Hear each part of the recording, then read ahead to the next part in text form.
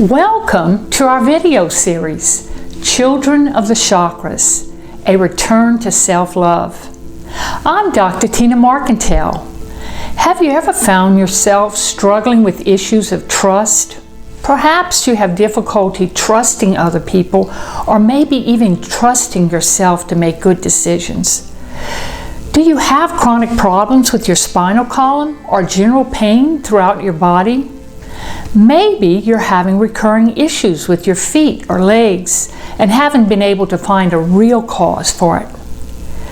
We're going to explore the first or root chakra and its connection to both your emotional and physical well-being.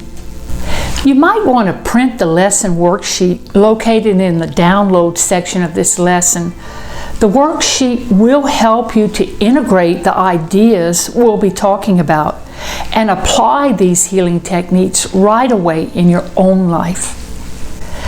Let's take a minute to look at a couple of important concepts and get a quick overview of how each video will be presented. Each of the 7 chakras has an associated spiritual truth. When I say spiritual truth, I mean the truth of who we are as an extension of the divine on the earth. It's about remembering our identity and our connection with our higher power. These spiritual truths help us to function in the world. Also, each of the chakras has related physical body parts. If we lose touch with the spiritual truth associated with the chakra, it can lead to blocked energy and possibly be the root cause of certain chronic health conditions. In each lesson, we'll introduce the spiritual truth of the chakra we're exploring. Next, we'll talk about the color that's associated with and supports healing energy with that chakra. We'll then talk about the thoughts and emotions we may experience concerning the spiritual truth and how they relate to having an open chakra, one where energy is flowing freely, or a closed chakra, one where energy is actually stuck and not flowing. We'll talk about the location of each of the chakras in the body and the physical body parts that are within each chakra. We'll look at possible physical conditions that can be caused by having a closed chakra, and I'll give you some clinical examples I've worked with. In each of the lessons, we'll do an exercise where I'll encourage you to look within yourself to allow the child within to speak freely about what she believes about her spiritual truth. When we allow those children of the chakras to come out of the shadows and be acknowledged and nurtured, it's the beginning of real healing. I'll close with some tools and tips you can use to help get the energy flowing freely in your body, such as the use of essential oils, positive affirmations, and other exercises. Now, let's get started with our introduction to the first chakra. The spiritual truth associated with the root chakra is, I am safe, I am supported, I belong. The color that supports us to balance our first chakra is the color red. When I wear red, it reminds me that divine life supports me. When my root chakra is open and energy is flowing freely, the thoughts and emotions associated with it would be based in trust. Trusting that we are supported in life, trusting in the unfolding of life, moving forward through life's changes with grace and ease. If the first chakra is closed and the energy is dense or blocked and not flowing, you may feel a sense of abandonment. We may experience fear of changes and of the future, not wanting to move forward in life because we don't feel safe. We don't feel supported. We feel we don't belong. So, how did we lose touch with that spiritual truth? It may have been from instability in our home environment when we were growing up. Perhaps we felt a lack of emotional support as children. For example, sometimes frequent moves as a child or having our parents divorce may make us feel that we aren't safe with changes. Often this manifests in adults as a need to control all the details of our lives and even control the lives of others around us in order to feel safe. The first chakra is located at the base of the spine. Corresponding body parts to the first chakra are the spinal column, our skeletal system, the legs, and the immune system. If you think about it, the spine and skeletal system can represent support and structure in our lives.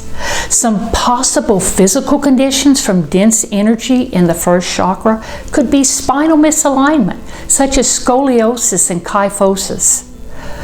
Also, there may be problems with the legs and feet that literally carry us forward in life.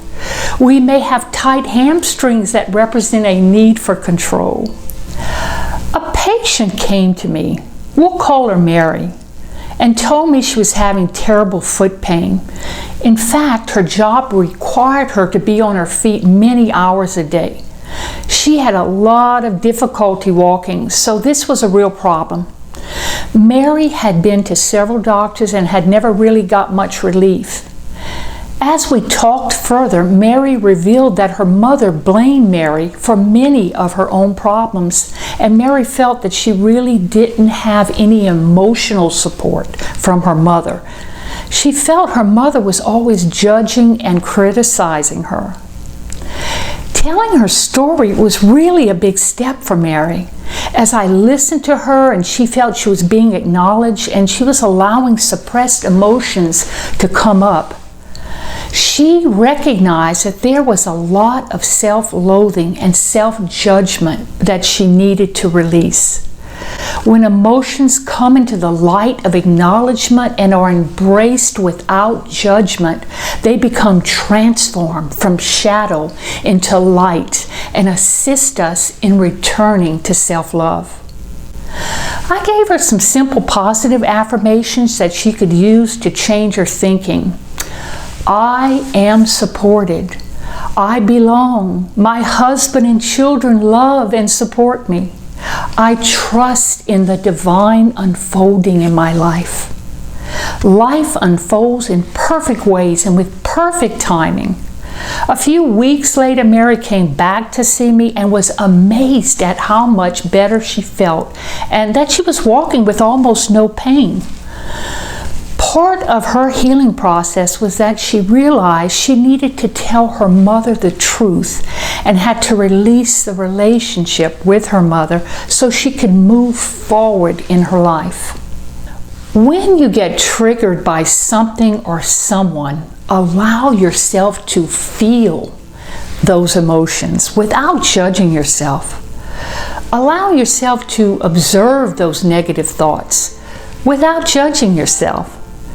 Most dense emotions are fear-based. Embrace your fears and release them with love. You will feel much lighter. Now it's time to hear from your child of the chakra. Let's look at our worksheet. What secrets did your child of the first chakra reveal? Does she believe the spiritual truth, I am safe, I am supported, I belong? What fears or emotions come up for you?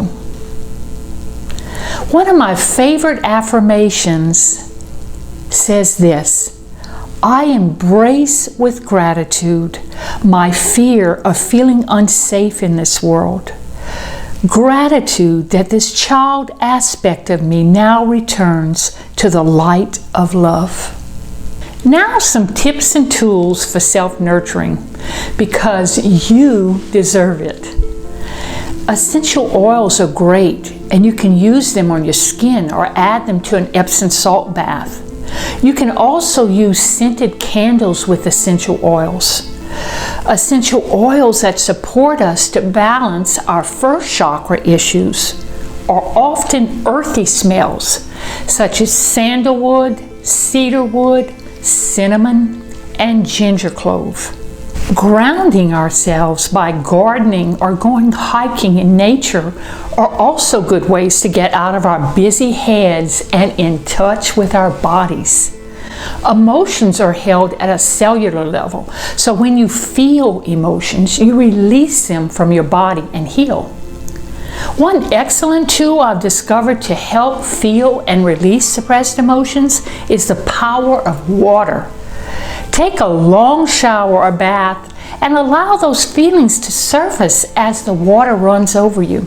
Have a good cry in the shower and release those thoughts and emotions you've been holding back for so long. See you soon to talk about the second chakra and how it relates to your creativity.